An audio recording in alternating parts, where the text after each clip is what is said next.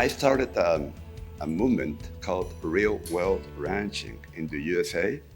I have been doing this for a long time, consulting and doing it on my own farm as my father and my grandfather were cattlemen. And since a kid, I tried to manage my own small plot of vegetables when I was 12 years old, and I made compost with rabbits' poop. So I had to learn how to do it with low inputs and no chemicals, as I was too small to handle the insecticides and synthetic fertilizers. So I learned, and I had success. Fast forward, I studied agronomy engineer, majored in cattle, in the best university in Mexico, and I bought my first farm. Well, we bought our first farm, my wife and I, 36 years on marriage, thank God. And I found out that applying conventional methods that I had learned in college were degrading my land and were not making a profit.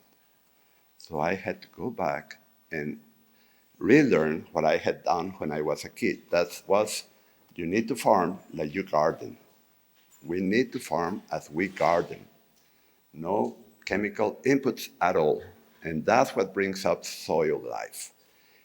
Now, you have heard the why with Sarah and Matt, and that's very good and important, and we need to tell our story to the general public so they know that we are the key to regenerating the land, not rewilding. We humans, creativity is the strongest force of nature. So we can do much more by being the good stewards of the land than nature can do by itself. But we need to mimic nature. And I'm going to talk now, I'm going to show a video of how humus, the slow cycling carbon that builds the real fertility of our soils, is created. And it's not as we were led to believe. This is new knowledge. Please play the video.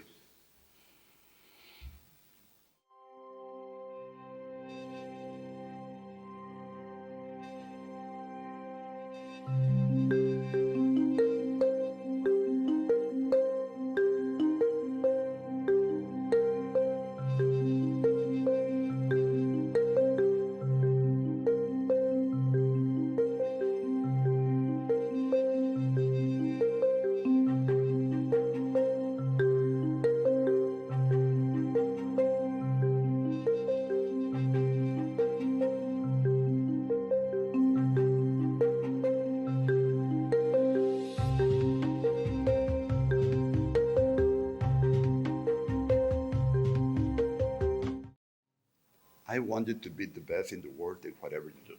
And that's what has been my focus since I was a kid. Because I played basketball and we were the champions in my city, Tampico, which is close to 1 million people. But when we went to other states, we were defeated. So don't try to be the best in your own village or town or even country. Try to be the best in the world in whatever you do. And for that, I reached out to the best mentors I could find and the best reading material I could find.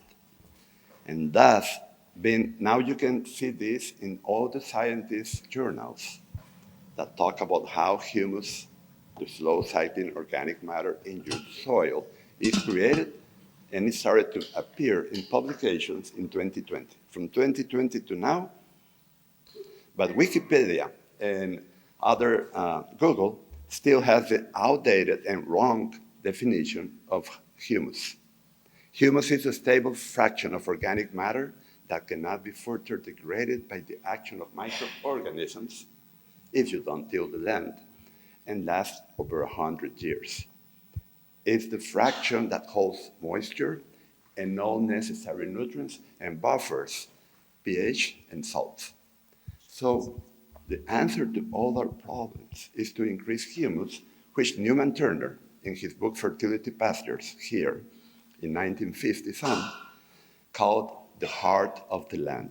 If a land was in good heart, the seedlings will do very well, and if it was not, they will die. And we see that now as we have killed soil life by using synthetic fertilizers. So I want to show you how we can create much better and spongy soil with the judicious use of our livestock, be it sheep, cows, horses. Okay? So now, and thank you to our sponsors. Okay, that's me, and that's my website. I have a weekly podcast and over 100 YouTube videos on my channel. Next, please. Now I can do it. Yeah, sorry. Okay. Since I learned from a book called From Grass to Milk by McKinnon, written in 1950-some in New Zealand, that the main determinant of profitability on a grazed livestock farm is stocking rate, I have been profitable since, because I focus on high productivity at very low inputs by harnessing low-cost biological methods. Can you all hear me well? Yeah? Okay. It seems like when I talk like this, it's louder, and when I talk like this, it's not. Okay, and I have bronchitis, so sorry. Okay, we have now over 100 students in more than 27 countries implementing this with success. What I'm going to try to teach you is the universal principles. The site that you implement in will be specific, and you need to tailor them, okay? But overgrazing will be overgrazing here in China. Adapted genetics will be needed here and in the tropics, and in Siberia, and in Canada. I have students all over, from Iceland, okay? And I have a good example here in Northwest Wales, where we have been working with him for the last 2 years, and we're having the results. And I have over 33 years of experience practicing the principles that I'm about to teach. I like to take away the complicated and make it easy. No complicated grazing charts. I do it very simple, and it works better. And I seek to create balance so you have time for your family. Because to create real wealth, we need time, money, and health. If we lack any of them, we are not creating real wealth. So when we're working every weekend and every day, as we saw before in unconventional farming, we are not creating real wealth. We need to regenerate the land, as it's true that if you ask your wife, is your marriage sustainable or regenerated? That was as told by me in 2012 by Darren Doherty of Australia. He came to do the permaculture design of a farm I was working in Florida. Now I have regenerated 4 farms in my life. One had been degraded by glyphosate, applied every 2 weeks for 23 years to kill everything, sandy soil in the subtropics north of Orlando, Florida, because they had a tree nursery on 550 acres. So they hired me to regenerate that. I regenerated my own farm that we bought in 1990, as it was destroyed by conventional vegetable for export production. And no trees were there. I have planted over 1 million trees since, all with a no-till drill by seed, which is 30 times cheaper than transplanting trees. So that's very interesting. Okay, what does a spongy soil do? I already talked about. Please interrupt me at any time. I don't want your questions to grow cold as coffee would if you wait too long. I want you to ask them right away. I won't forget. I've done this. I've been doing this a long time, and I teach online courses called the Total Grazing Academy. And I've been doing this for a long time. And I really enjoy it because I am helping people to improve the planet on which we live.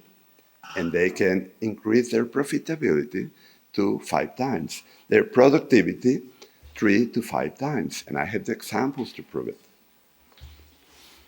Okay, so spongy soil allows good gas interchange. We know there is that thing hanging there, that the air we breathe is 75 to 78% nitrogen, but it's not in a plant usable form. To be converted to a nitrate or a nitrate, it needs soil life in the soil and a spongy soil, so there can be gas interchange. The soil our land breathes in the evening and breathes out, exhales in the morning. That's what causes land fog. And I have a video to prove it. Okay, it will allow a much higher, oh, sorry. Okay. Yeah, here. Allows a high rate of carbon capture. We have been able to capture 55 tons of carbon per acre per year on sandy soil that was terribly degraded by glyphosate. That's a very high rate.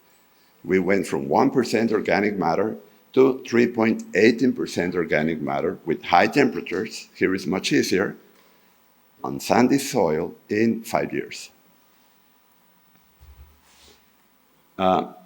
Spongy soil keeps nutrients from leaching out, it holds them, and feeds your plants on a demand way, which ensures a high-quality forage, strong, with complex molecules that make it resistant to insect pests.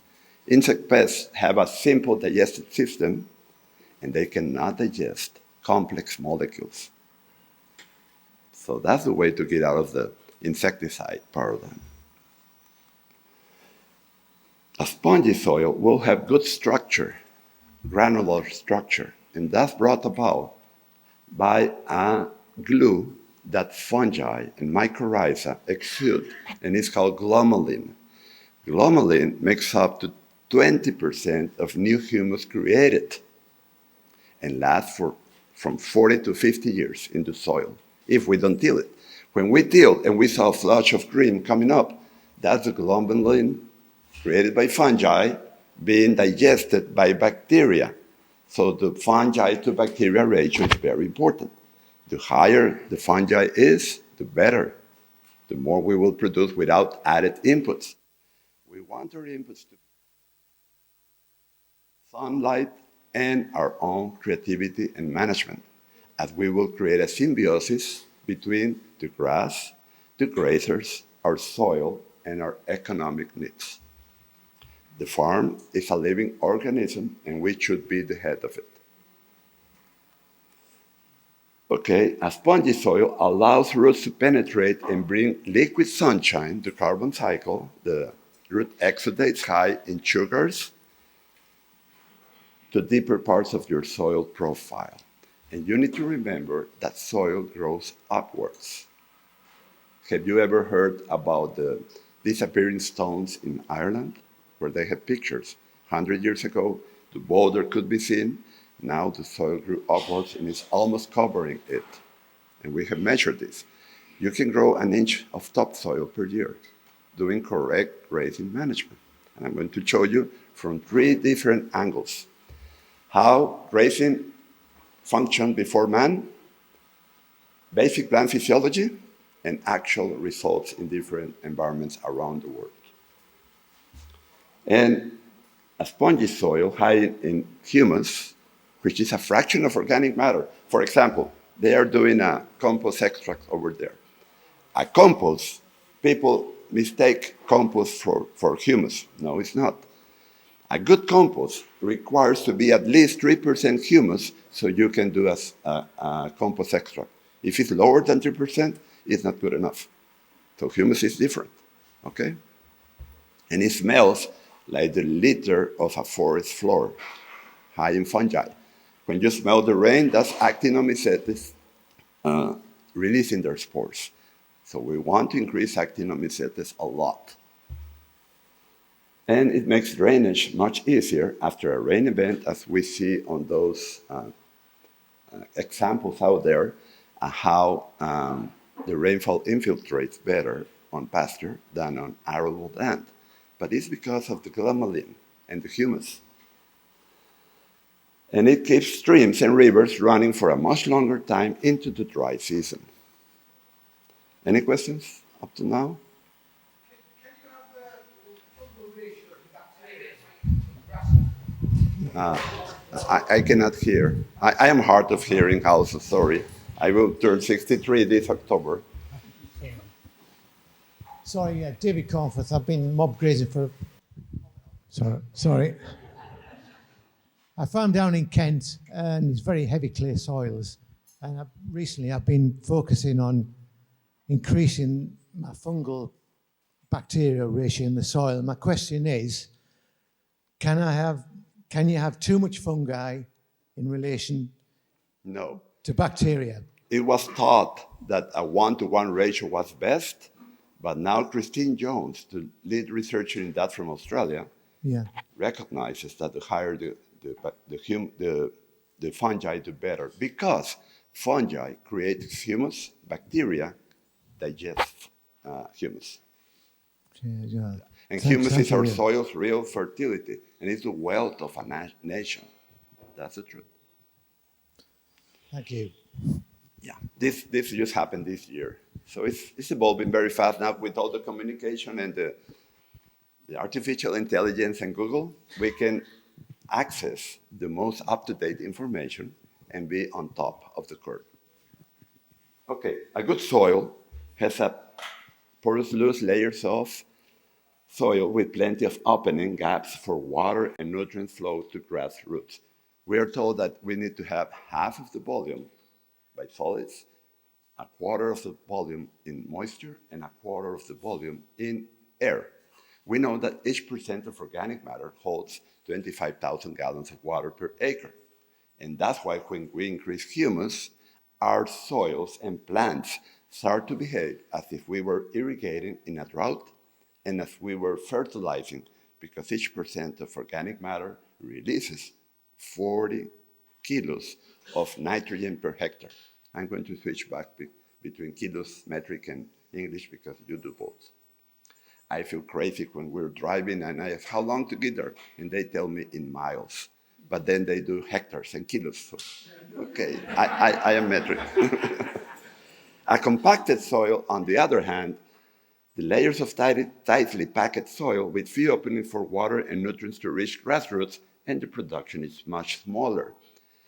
Heavy clays is more difficult. In sandy soils, it's easier, but there forms a hard, compacted layer 4 to 6 inches deep, and it's wholly created by the lack of strong and deep roots in any soil. So that's the only reason we get a compacted layer, because of lack of strong roots. My own farm, 120 hectares in the tropics in Mexico, sea level, very hot, 45 Celsius it gets. It's heavy clay soil. Montgomery unit, the one that cracks open like this and closes. So the only way to improve that soil, that it has a very high cation exchange capacity of 56, is by increasing humus content. And that's what I'm doing. Now I'm getting the results. But it took me longer when I started because I didn't know what I know now. The subsequent farms that I have regenerated myself, the first one, it took me 4 or 5 years. The second one, it took me 2 years. So it's faster once you know what to do.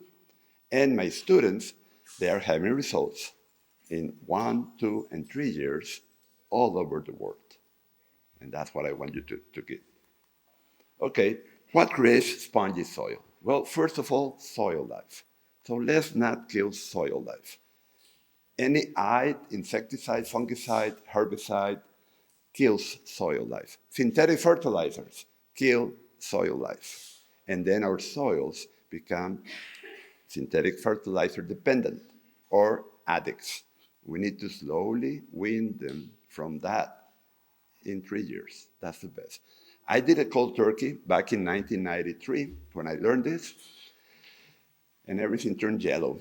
André Bazin, in his book, Grass Productivity, written in the 60s or 50s, wrote about it. And he said, don't do that. Or he didn't say, don't do that. That's what I said. I did it. He said, you will go into the hunger years. And yes, sure enough, I went into hunger years. Hunger for my soil, for my plants, and for my pocket.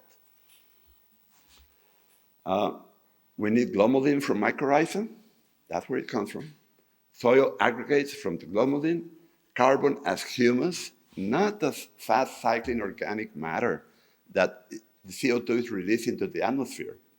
You know, the main greenhouse gas is not carbon. It is water vapor. All the water that was held in the soils worldwide by humus, organic matter, degraded. Now it's in the atmosphere. And it's millions and millions of hectares that have lost their real wealth by releasing the CO2 that the water vapor goes with it. That's the problem. So, yeah.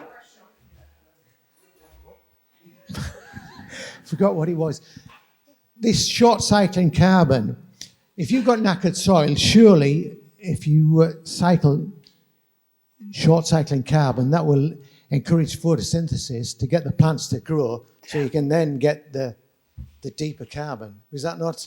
Perfect. We need to enhance photosynthesis as much as we can. And mostly it comes from the way we graze. I'm going to go into that in a few slides. But by increasing trampling of your forage, will that not speed up? Sadly, no. That was taught before. That's what people keep teaching, the grazing gurus, but they are totally wrong because you only can create 10% of all new humus created per year, per acre, is from litter. 10%.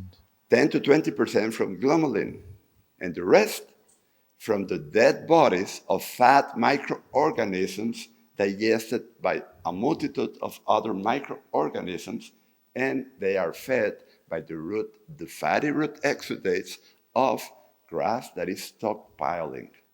That's the only time that we can create a lot of humus. All the other things do not work. We have done trials, 13-year trial. Rotationally raised, set stock. This is in the Iowa-Minnesota border, done by Ryan Herman, one of my best students. He took soil samples, organic matter on both. 13 years later, they took it again, nothing had changed. He had the same organic matter than the set stock. All that work for nothing. Now we know why. I explained in the first video. People wrongly assume, as it's in Wikipedia and in Google, that humus is created by the decomposition of organic matter. Litter, not true. We need strong and fat and deep roots to create humus. And that's what holds the soil in place against erosion, and that's the real soil armor. When these gurus tell you that temperature on the soil goes up because you don't have enough soil armor, they measure with a laser temperature the top of the soil. Microorganisms do not live in the air. They live soil.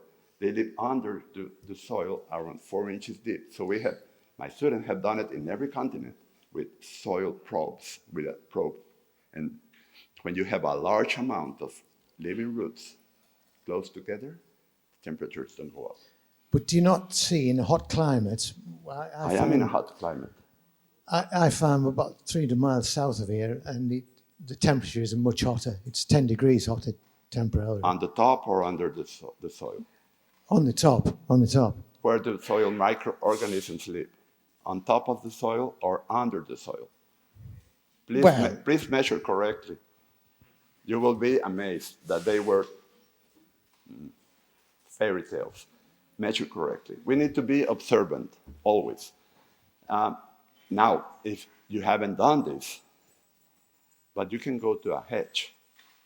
Measure. Yes, we often do that, yeah. It's much cooler. I'm going to talk about trees in a while, in a savanna setting. Okay. Oh, yeah. A long rest period improves the process.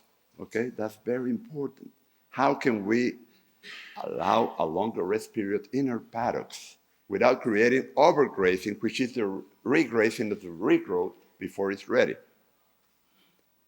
How can we avoid overgrazing, even at very high stocking rates, which are required for profitability and productivity? Because as the cow needs the grass needs the cow. And the main determinant of profitability, 7 to 8 times more important than any other, is stocking rate. The number of productive livestock you can maintain at a low cost per year will determine your profits. You can do the math. I even have a spreadsheet for it available on my website. This brings us back to humus, our soil's real fertility. the wheel is the same drawing is over there. But this is true. And it will,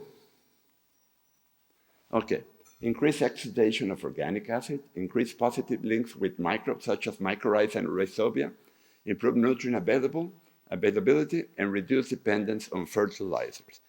And I carried it a little more. I like to call what I do beyond organic. And the beef that is being sold by my students with great success in San Diego, California, they call it regeneratively produced beef. And they can claim how many pounds of carbon each pound of beef you're buying is sequestering. And that's the new thing. He's making a lot of money. Okay, humus is the brownish black color that absorbs heat that is in your soil. When you don't have it, it turns white. If you have sandy soil, it turns white, like my shirt. Improves plant growth, has high water holding ability, is very good at storing nutrients, useful for microorganisms as they live there, and binds tiny soil particles and improves soil structure. And it just smells. You can smell it. You don't need a complicated methodology. We humans need to be an integral part of nature. Use your sense of smell, get down into your knees, and see what's happening. This is very important, to be good observers.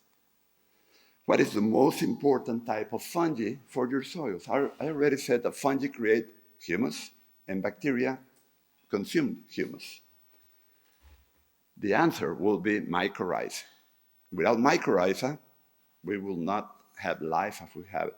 Mycorrhiza, well, you all know this, but it allows 300% more soil exploration and water, and it's like in the movie Avatar, where all the trees communicated underground in a network. That's mycorrhiza. It has been proven by radioactive isotopes put on a stream, and a mile high into the mountain, it appeared over there, all by mycorrhiza. Without it, soil formation will be 1/10 of what it can be with mycorrhiza. Do you all know what type of grazing created? Well, first, forest or grassland. What created the best soils in the world? A forest or a grassland? This is a question to all of you. Grasslands. Yes, forests do not sequester much carbon. It's in their trunks, and when it's burned or taken away, it disappears. But did you know that the most productive ecosystem in the world for humans is a savanna type with 30% of the area on trees? Edible trees, I might add. That's what I've been doing for 25 years now in my farm. So you see, this is with mycorrhiza, and this is without it. See the difference in growth. And this is a study done in the Serengeti in Kenya of what will happen if they took the mycorrhiza off. With mycorrhiza, this is the biodiversity and the different productivity that they will get. Without mycorrhiza, these two will disappear. This will be thin, starving, and the grass productivity will be very low. So what dies first when we apply synthetic nitrogen or synthetic phosphorus, or we till the soil, or we overgraze? We may call it rotational overgrazing, but it's still overgrazing. We kill mycorrhiza. That's the first one to go. So I want you to open your minds. Please, a mind is like a parachute. It only functions when it's open. Albert Einstein. So I want you to consider all of this and then go home and observe what I'm going to tell you and ascertain if it's right or wrong. What is glomalin and its benefits? Glomalin improves soil physical properties. Carbon sequestration, nutrient content, microbial activities, stabilizes pollutants, and eventually assists ecological restoration. We need to do this because we have, well, this continent has been doing overgrazing for longer than other places. Well, no, maybe Morocco. Soil aggregation is a complex process that glues together soil particles, minerals, organic matter, etc. And they are doing that test here in Wales. the mineral-associated organic matter. That's humus. That's low cycling carbon. The slowest cycling carbon there is diamonds. That's very low cycle. The fastest is organic matter, or when we exhale. And then there are intermediate processes. Hyphae act as a frame upon which soil particles may collect, while glomalin glues them together and protects them. Succession on the land. When we start on arable land, we start on degraded land, with very degraded, very low in humus. So we want to start the succession because nature is always striving for the highest productivity per unit of land area as possible. Now you may say, yeah, but here nature takes the land back to forest. And that's true. But a long time ago, before men killed them to extinction, there were mammoths and mastodons and other hindgut fermenters that kept the savanna open. You can still see this in the Okavango Delta in Botswana.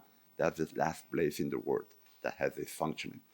And you can ascertain this by fossilized pollen and remains of these creatures. We know that half the total biomass of herbivores was composed of hindgut fermenters, huge, and the other half, ruminants. Now we only have 3 species of domesticated ruminants to do the job and the role in nature that myriad of species did, together with the predator effect and the ability to migrate and an optimal birthing season. So those are the courses that I teach, those 4. And nutrition. Okay, soil microorganisms build soil, so we need that. Soil microorganisms are fed by root exudates. That's very important to understand. But root exudates, not sugary root exudates, they will be fed, but that will be fast cycling carbon. If we want slow cycling carbon, we need the root exudates to get fatty.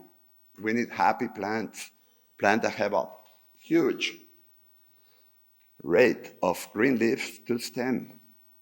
How can we achieve that? What regrows after you mow a lawn?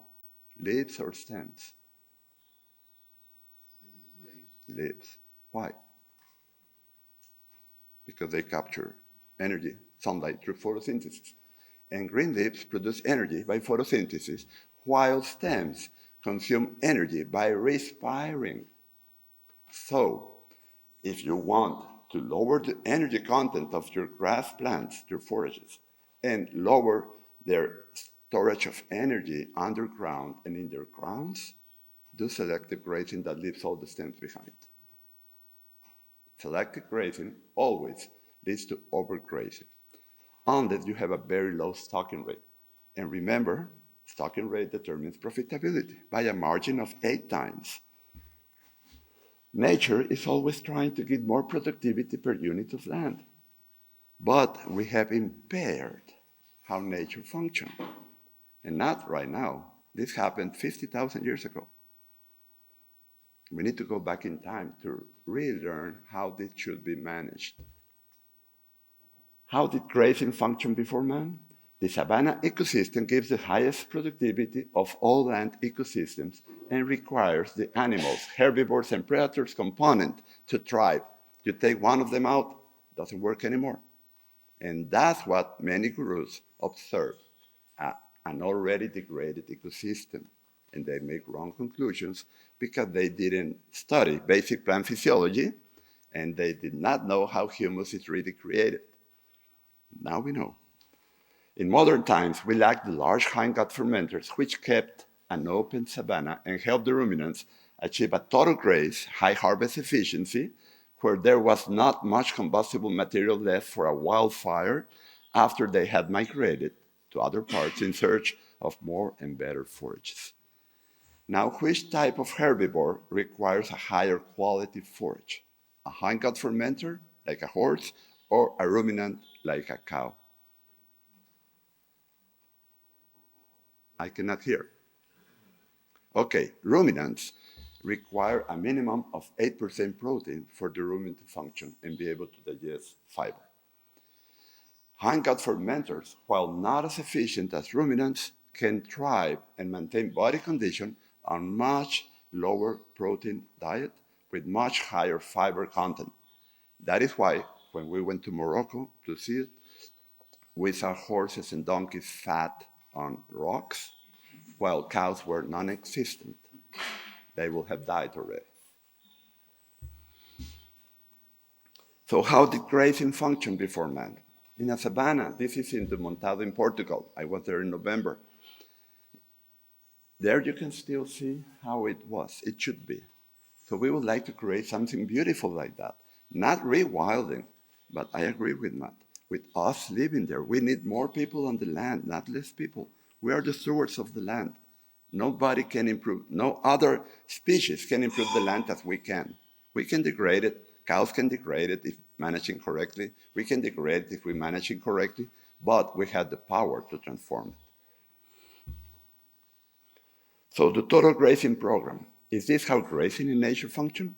Do we take everything into account? We need to be more holistic than the holistic people. We need to take everything into account. I agree with that, but not leave the most important parts outside. So how do we know that nature functioned differently before man? Well, by digging, archaeologists, finding bones, finding fossilized pollen. How do we know that 1,000,000 years ago, and up to 10,000 years ago, 20,000 years ago, there were almost no wildfires? By fossilized carbon. Now, look to Portugal, Italy, Sicily, France, Spain. All that combustible material left behind is catching wildfires more and more. And that creates a spiral, death spiral. Well, the large hang-out fermenters are bulk feeders. They ingest large quantities of low nutrient food, which they process more rapidly than would be possible for a similarly sized ruminant. The main food in that category is grass. And grassland grazers move over long distances to take advantage of the growth phases of grass in different regions. You know which are the species to leave the Okavango Delta when it dries up? Which is the last species to leave in search of better pastures? Elephants. And they only leave after every tiny bit of combustible material has been processed through their digestive system. That's why when they have a fire, it's a very low fire, and animals can be around it. Here are the elephants. After eating all the mopane trees and all the available grass, at the last, after the ruminants had taken their peak and moved away. So how can we make our cows and sheep perform the role that hang-out fermenters did to restore our land? Well, forage maturity influences humus formation. This is very important, especially here, that you have cool season grasses. I'm a dairy nutritionist with 20 years experience. I'm an agronomist engineer by college, and I have an accounting degree also, which is very important in understanding that part of the high stocking rate being the determinant, but you all can do it, your numbers.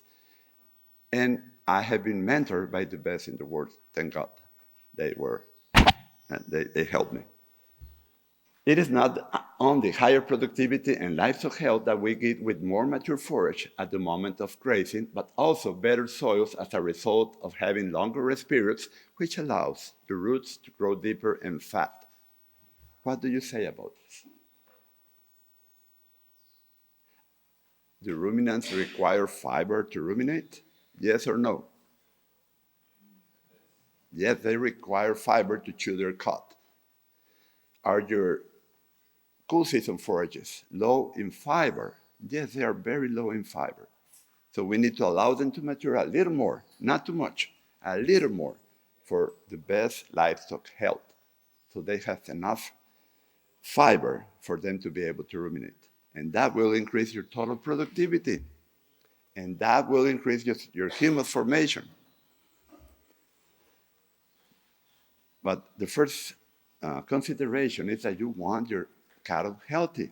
And we're getting those results in the northwest side of Wales. Cattle are healthier than ever just because of this.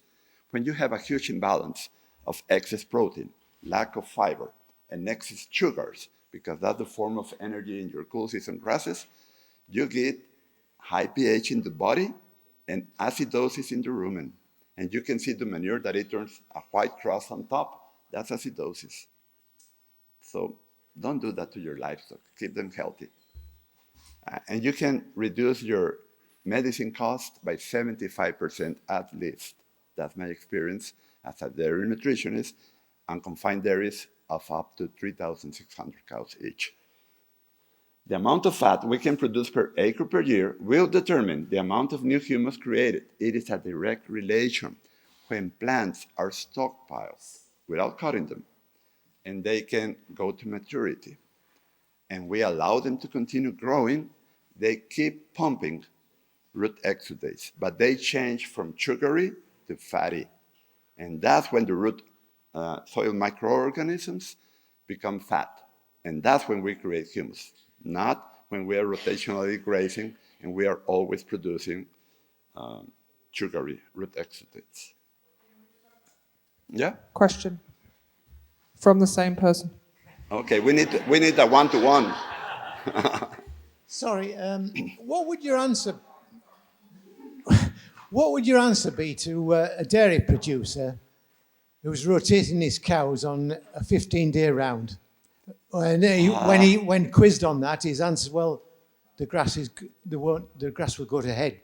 So I've got to reduce my round time. Yeah, that's what they do in New Zealand. Yeah. And that's how they have overgrazed New Zealand. And that's why they have contaminated or polluted all the seas around New Zealand. The Maori tribe hired me to do an example there of how it can be done without chemical fertilizers to stop polluting. And not treating the land as garbage because they feel that the land is sacred. And they have hundreds of thousands of hectares. Okay. I just stopped milking in September.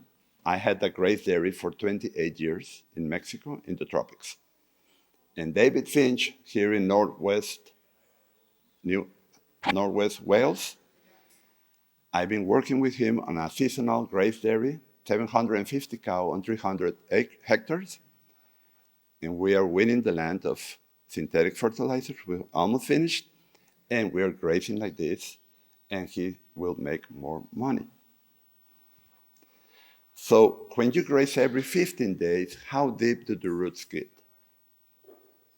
Would you call that overgrazing or not? It's total overgrazing. The roots are short and weak all the time. And the plants rely on synthetic nitrogen. Then you're killing soil life and you're polluting downstream.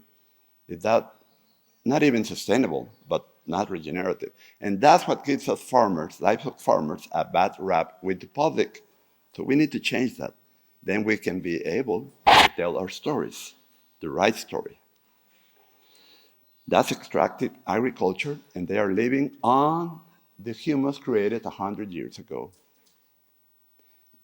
When you apply synthetic fertilizer, it burns the humus because the bacteria consumes it. And that's what you see as a flush of growth. Let's stop that. Air is 75 to 78% nitrogen. Let's convert it into a plant usable form. Finished? Okay, great. The more lignin we produce per acre per year, the more fungi food we are creating. And this helps to shift the balance to achieve a better fungi to bacteria ratio in our soils. Fat is also fungi food. When I was told this by a soil scientist 9 years ago, I asked him, then I can spray vegetable oil and I will increase the humus. He smiled and said, it doesn't work that way. It needs to be through the bodies of microorganisms that are fed on fatty root exudates. And you cannot spray vegetable oil. Well, I had to ask. So ask any question. I have asked plenty of stupid questions. Now, why having adapted genetics helps increase soil humus? When we graze, and at a later stage of maturity, our grasses, they will be lower in energy, but also lower in protein. That's why we get a much better health. And they are also higher in fiber. So if we have unadapted livestock, they will consume less because the fiber, when it's digested, creates heat. And the heat from the inside in the rumen, coupled with the heat from the outside, they reduce their forage consumption. And I call those babysitting genetics. We want genetics that are capable of digesting this much higher producing volume of forage and maintain their body condition and performance. All we need to do is select differently. Livestock modern genetics have been destroyed or degraded by humans that have selected according to fashion and not according to how nature selects. I say that nature selects for higher and higher productivity per acre.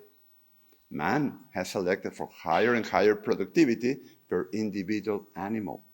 And that's where we hit the wall.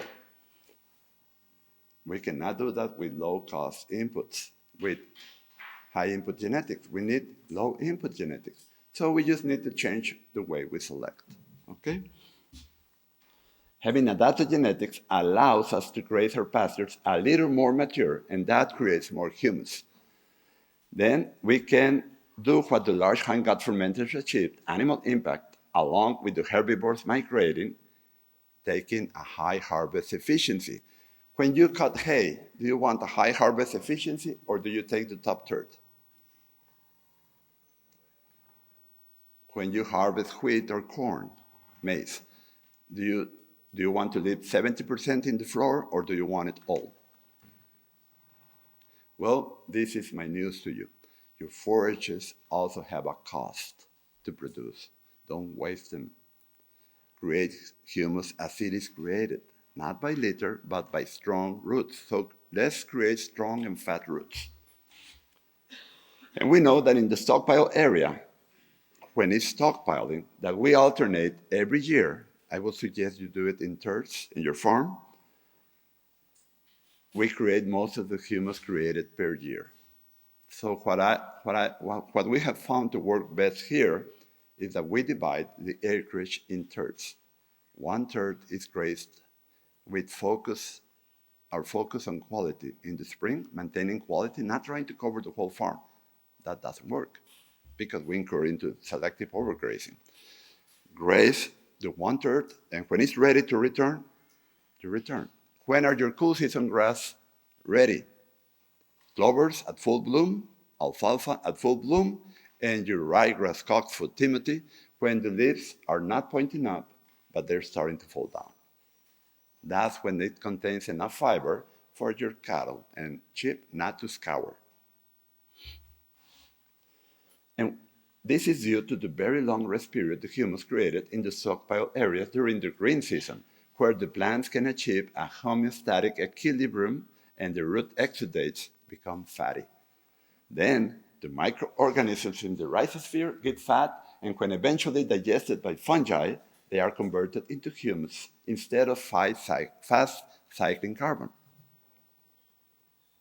This is groundbreaking, I know. It's different. It's the opposite of what we have been taught. When I was first exposed to this, I had a headache for a week. I had to take all my old knowledge out and bring in the new because I could see that it was true. It just makes sense. So these are the adapted genetics we were using in Florida to regenerate the land that had been destroyed by monthly, twice a month, glyphosate application. These are Mashona cattle, African Bos Taurus from Zimbabwe and Congo, Africa.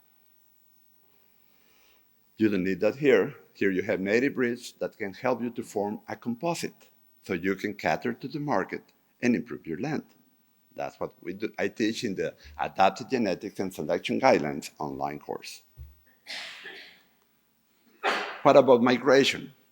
Our cattle are not able to migrate, and that's why rewilding does not work, because we don't have 5 million of acres to turn them loose. They cannot migrate, so they are, in a sense, set stocked, continuously regrazing the regrowth, which weakens the roots, and it's called overgrazing. That's the definition, and that's what Ryder did in his experiment in 1955, that everyone repeats, every one of the grazing gurus, because he was cutting with scissors young plants of grass on 4-inch clay pots every other day. And he said, wow, this reduces the root growth. Well, that's overgrazing, we know, right? Okay, so don't repeat that. It is in the stockpile section where most of the new humus or slow cycling carbon is produced. This means we not only reduce our stored forage requirements, but we improve our soil at the same time. Every time you make an action or take a decision, try to get at least 3 good results from it. Thinking is very important. Be creative. Instead of looking at what the problem is and the negatives, look at the possibilities and how to achieve it. Now, this is a video. No, this is not a video. This is a stockpile warm season tropical grass in Florida. So it's a 6% protein. We need a little more for dry cows to consume it. And by having our cows have their babies early enough in the year that they are weaned by then, by December, January, they maintain their good body condition. Here they are grazing the stockpile, down to the ground, I will say, but no, you cannot see the ground. This is a 90% harvest efficiency. You cannot get that even when you make hay. When you make hay, you may be lucky if you get 80%, especially here, that you have wet dew every morning. Very hard to make hay here. And this is how it looks after grazing. See, plenty of litter. Yeah, but that's not the important thing. The important thing is to have very closely spaced plants, productive plants with strong roots. If you go to a sheep farm here, that they graze closer to the ground, you will see that the interplant spacings are excellent. A beef cow farm will have larger interplant spacing. And the interplant spacing, the amount of green leaves we have per square yard, determine our solar panel. The problem with the sheep farms is that they set stock and we get bonsai plants. Bonsai means very short. Bonsai Timothy, bonsai cockfoot, bonsai clovers, bonsai everything. Even plantain, everything is miniature. But you need to get down on your knees to observe it. I was in such a farm 2 days ago.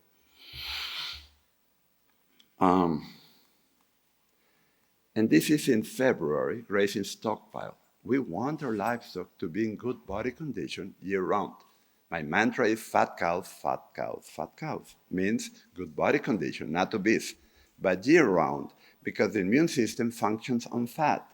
Estrogen, to produce a calf or a lamb, requires fat to be formed. So my grandfather, who had 3,000 cows, would say, give me fat and I will give you beauty. I learned that.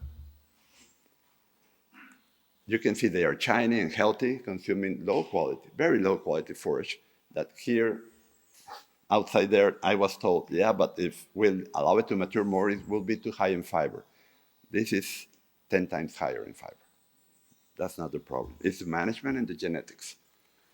Overgrazing. Overgrazing is regrazing a plant before it has fully recovered. And that is what creates short and weak roots that allow a hard moss cap to develop. Here I've seen it in set stock sheep farms. And that's why they go to lay farming. Okay? Newman Turner talks about a lot about lay farming, herbal lays. They are important, but I much prefer a permanent pasture that is correctly managed so you do not have to till it again and plant a new lay. That's because of management. I'm sorry. That's the truth. Okay, and then the moss cap develops in your soil surface and a compacted layer around 4 to 6 inch deep forms. I've seen this. I have dug in northwest Wales. And sure enough, it was raining every day and a hard cap in the surface and under it, dry as powder, the soil. But where that crust had been broken by the hooves of concentrated livestock, The water penetrated, the roots were this deep, and the forages were this tall, when on the other part they were this tall. Miniature bonsai forages. Strong and deep roots are our best forage species are possible when we do the total grazing program, even at very high stocking rates, which are necessary to improve our soil the fastest. Going back to migration, I just realized I didn't explain that. We cannot do the rewilding by allowing the wild animals to do their job, because they will do what they do best, get fat. That's their instinct. So what we do with our livestock, we stockpile areas and we rotate those areas around the farm so that instead of migrating to another part of the country, we take them to those areas to efficiently graze or harvest the stockpile so we can maintain them in our own farm. And we also create a wildlife haven in the stockpile areas because nobody goes there to molest the wildlife. I also want trees, but we'll talk about that in a while. What do you see this here? Do you see selective grazing? This is rotational overgrazing. This is a holistic, managed for 30 years ranch in the mountains of Chihuahua. Alan Saber started in Mexico, not in the US. So this was one of the first to start. You see all these over-rested plants and these non-desirable plants not being grazed, and these good species graze and regraze every time the cattle return. That's because when they return on a rotational grazing, these ones, the regrowth will be younger, and these ones that were rejected, they will be ranker. So they will be again rejected. And calling rejected forage or leftovers stockpile is wrong. The cattle or sheep will not consume them and do the best because it's been already selected and ranked and soiled with manure and urine. So that's not correct. We need stockpile, which means you close the gate to that paddock for 3 to 6 months in this environment. In other environments like there, we close it for 18 months because it's a semi-desert environment. In the Sahara, we close it for 24 months, no grazing for 24 months. Because if not, some years it doesn't rain. When are we going to recover the plants? Recovery is very different than rest period. If it doesn't rain, it's not recovery, it's rest period. Yeah, go ahead. Can you just talk a bit more about that stockpile in this environment then? And also, with the way grass grows in the UK with a very big flush in the spring, like that's our, from spring to midsummer is obviously when most of our grass grows. So could you explain how we'd apply these principles of stockpile? Yes, and I will give you the example of the farm that I've been working on for 2 years in Northwest Wales. Would that be close enough? Or New Zealand or Ireland? Which do you prefer? Wales. Okay. We found out that your perennial ryegrass has been selected for 100 years for higher and higher sugar and protein content, for high synthetic fertilizer applications, and for low fiber. And that creates a problem with perennial ryegrass. After the longest day that it bolts up, after having been relying on synthetic nitrogen for many years, the cell walls of the stems are not strong enough and it falls over and it rots when it rains. So what are we doing?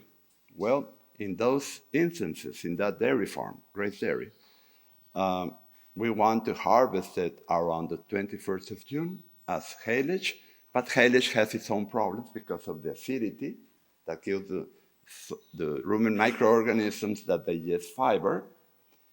But we do that because if not, we will lose it. And anytime you make stockpile and you lose it, that's a waste. So we don't do that. But we are doing it with cocksfoot. Cocksfoot has not been destroyed their genetics by man yet, and is strong enough to stand up longer into the winter. But even with perennial ryegrass that we stockpile after June, it doesn't bolt, and it accumulates forage mass that you can graze in early winter. And then during the winter, grass keeps growing, much slower, but it keeps growing. So if you keep regrazing, you are overgrazing. So we allow it a very long rest period, and we graze the stockpile. Now you may say, yeah, but it gets very wet in our winters, and we're going to pog the pastures. Yeah, let's not pog our pastures. My farm is on heavy clay soil and it's level, so I'm very aware of that. So what we're going to do there this winter is to graze them later in the day so the sunlight has increased the energy content of the grass plant and only for 1 to 2 hours. And then take the 750 cows and the replacements that they are dry, but then on Christmas Day they are dried off. And they will be taken to a concrete pad to stand there and receive a little low quality hay, because research has been done in Ireland and cows can get all their requirements in 2 hours by doing this type of management. Dairy cows. This will be dried, so it's easier. Oh, I like that because I switched to beef. In a beef scenario, it's much easier, but you need them calving at the appropriate time, which will be here like April. Okay.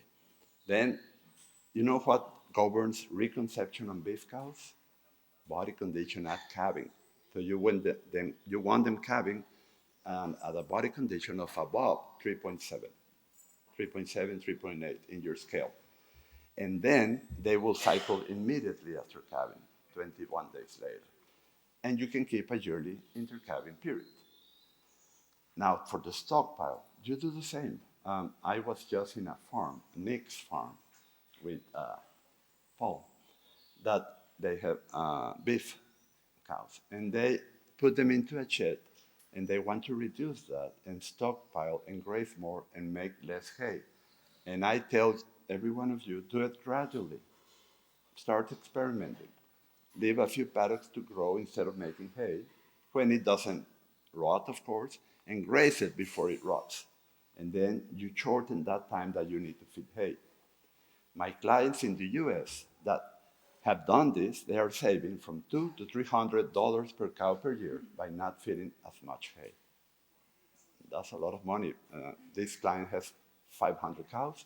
He's saving $150. No, he's saving more. He's saving like $180,000 a year by doing this instead of feeding them hay. Yeah. Jim, there's a question here, but just conscious of time. So about another 5 minutes after this question, another 5 minutes of presentation, then we'll got a good 15 minutes for questions. So Nikki. Thanks. Can you just go back through the 3 different areas of the farm that you said? So you've got one that's stockpiled, one that is managed for spring growth. What's happening with the other third? That's the buffer area in case you get a summer drought. Because we did that in the David Finch farm. He was able to continue grazing in the drought that we had in May, June, while his neighbors had to start feeding hay. So it's like a semi-stockpile. It's a buffer area. Some years you will How's stockpile that being managed, though? Some years you will be able to stockpile 70% of your land. Some years you will only be able to stockpile 30%. So you need to play with it and be flexible. How's the buffer when you're planning your grazing for the year and you're like, right, that's my third that's stockpiled, got that. That's my third that's my spring grazing regrowth, quick around. That buffer. Quick around? No, don't do that. That's a mistake. That was touted by gurus that don't understand how humus is created. So they want to top graze fast around the farm. That's fast rotation. And they create havoc in the health of their animals from a Yeah, sorry, I just meant quicker than the stockpile. I don't mean a quick rotation. It might still be 60 days, 70 days, 80 days. Maybe it will be 40, 60 days. And then as you get into summer, it will get longer.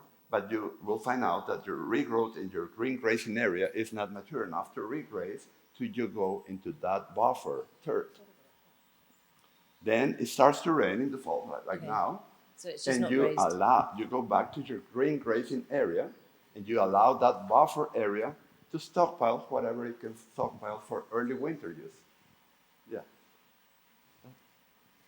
That's it? So 5 minutes of slides, then we'll go into questions. Thanks. This is how it looks in the green season after a total graze. And at Nick's farm, it's beautiful. They're doing exactly this. Transform your soil with your livestock. You see, this is quality or focus in the tropics. This here is different. And we take it down like this. So the regrowth has more green leaf in it in relation to the energy consuming stems. Why?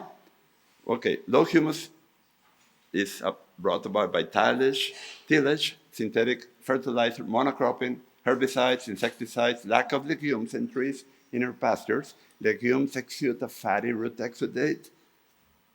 Conventional overgrazing. It can be from set stocking or from rotational selective grazing or mob grazing, as they call it, which causes short and weak roots and further apart desirable species because of excess shade, which kills the growing points. Sunlight does not reach down. Fungi to bacteria, okay. I already said that. I need to go fast.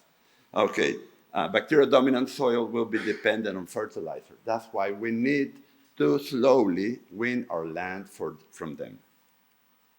Biodiversity, very important, above and below ground for the root exudates. Soil life and strong roots regenerate compacted soil.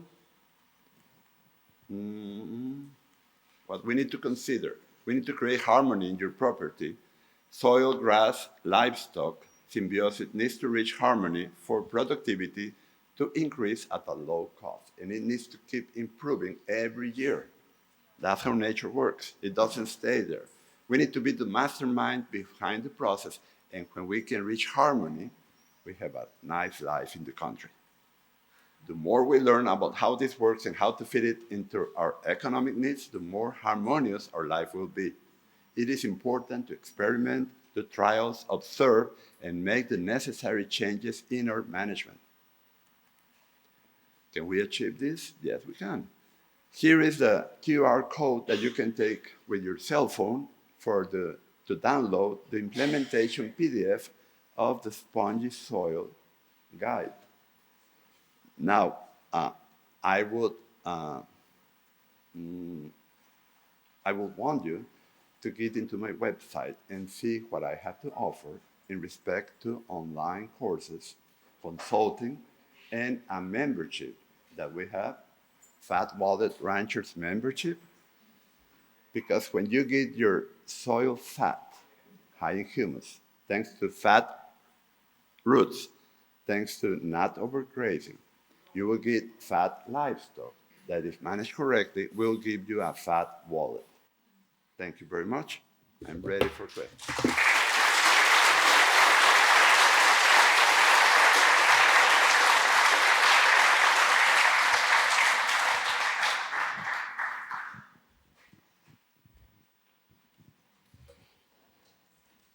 Hi, Matt Griffin from Peebles in Scotland. Thanks for your talk. Very interesting. Do you think everything you've talked about and all your principles are applicable to sheep and cows? There's no difference? And if you do, then do you think maybe we've got the wrong type of sheep in our country? You have a few native breeds of sheep that are excellent to cross with your more demanding type of sheep that most people have. For example, the mountain Welsh, old mountain Welsh, they cross very nice. And I've seen the product in June in Northwest Wales. That will be my pick right now. I don't know more. I've been told there is another native sheep breed that does extremely well at low input. We need them because we need to bring in the genes of adaptation, parasite resistance, and disease resistance into our diluted resistant sheep that we have created through the wrong selection guidelines. Yes, it all applies to sheep, and I just was on a sheep farm 2 days ago, and I can see they can double their stocking rate immediately. Yeah.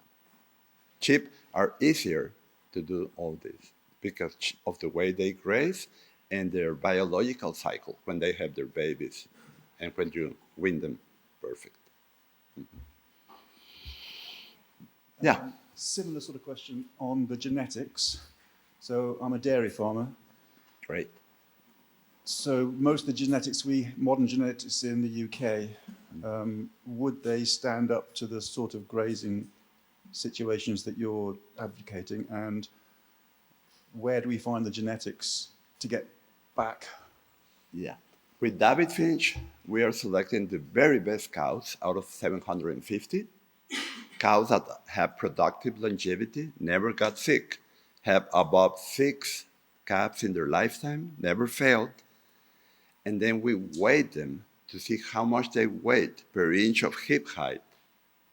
And out of 27 that had the higher lifetime production of solids, we narrowed it down by weighting them and looking at the fuller package, animal package.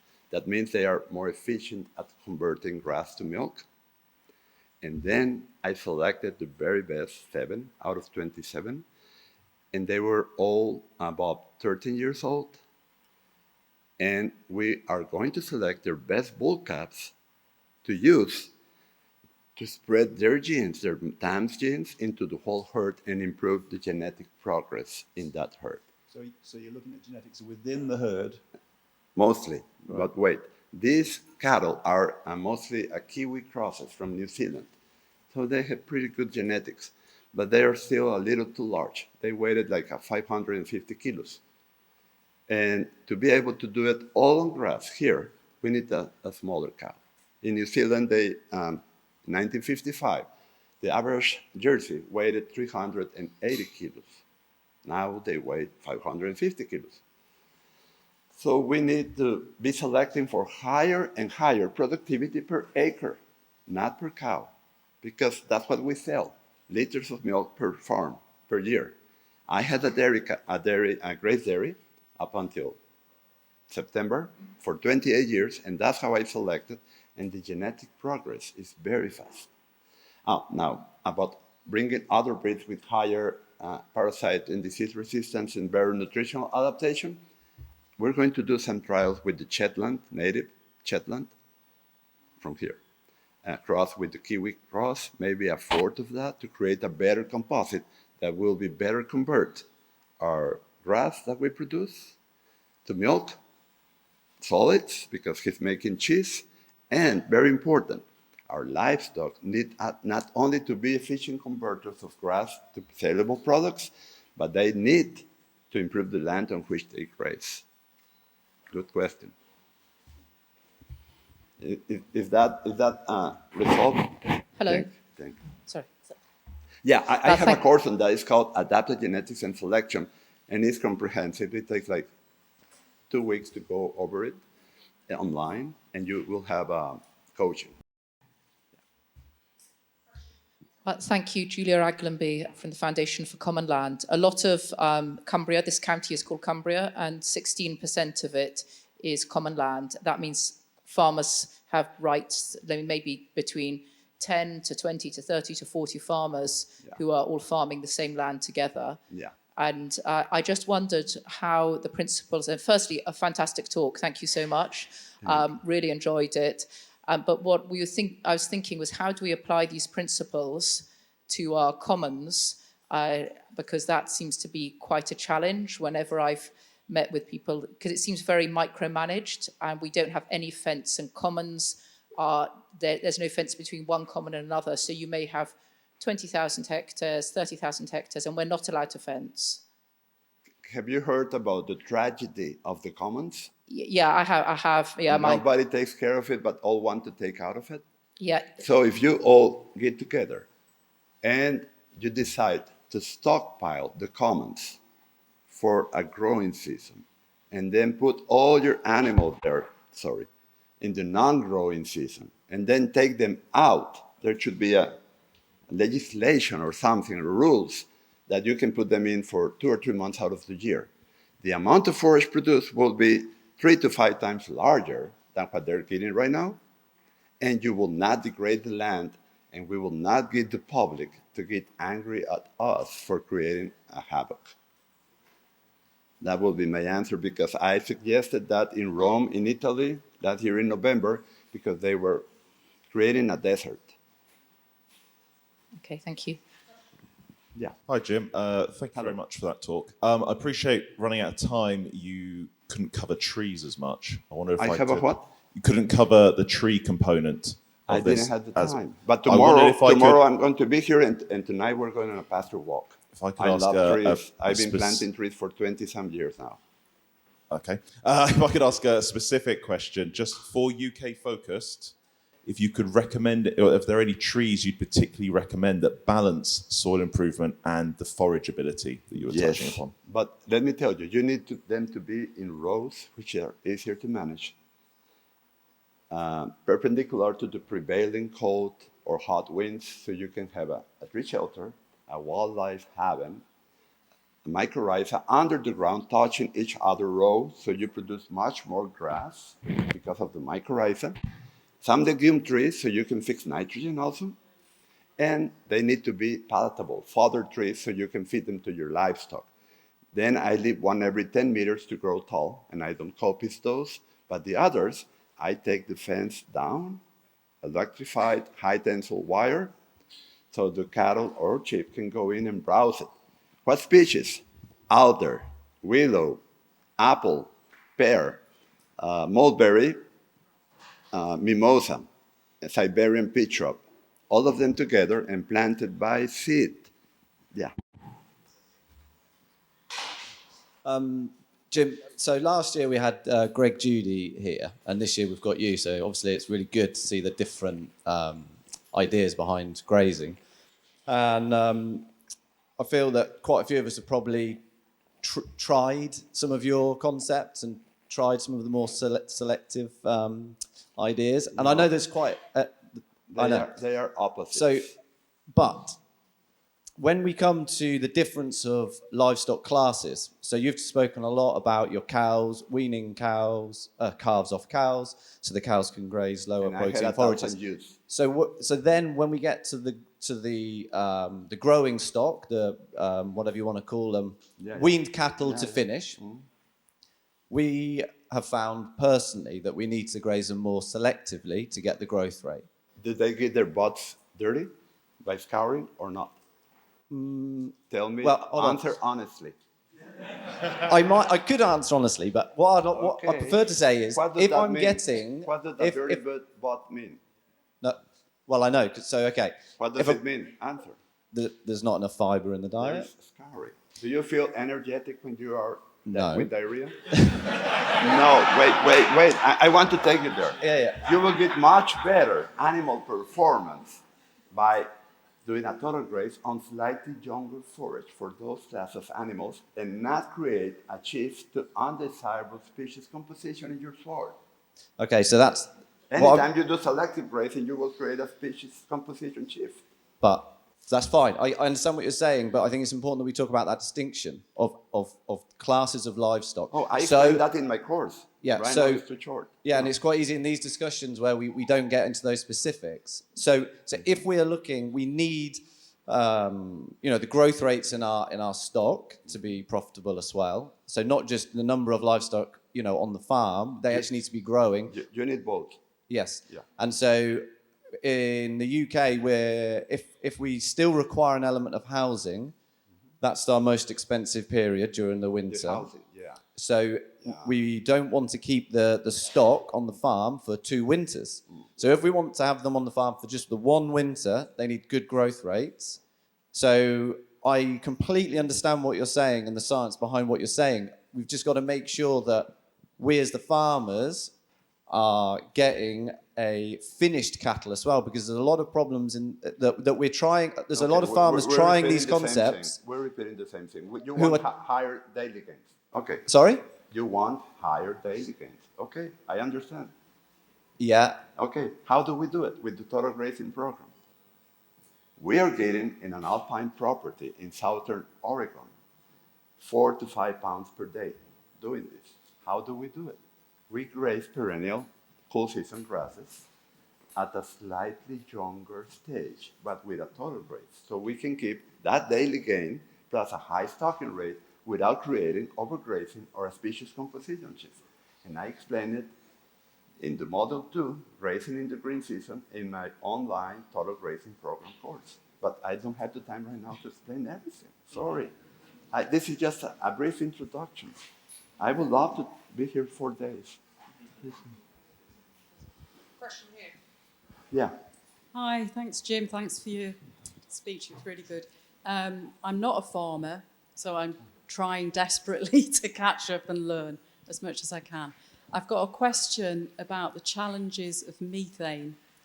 So if you're grazing on a Love the higher question. fibre diet, Not highest, higher fibre, a little higher, so you do not create scours, which is wasteful. A cow and a sheep can overeat 40% above its requirements because they are scouring. so if farmers are being asked To reduce their to methane reduce their emissions. methane. Yeah, I work on that.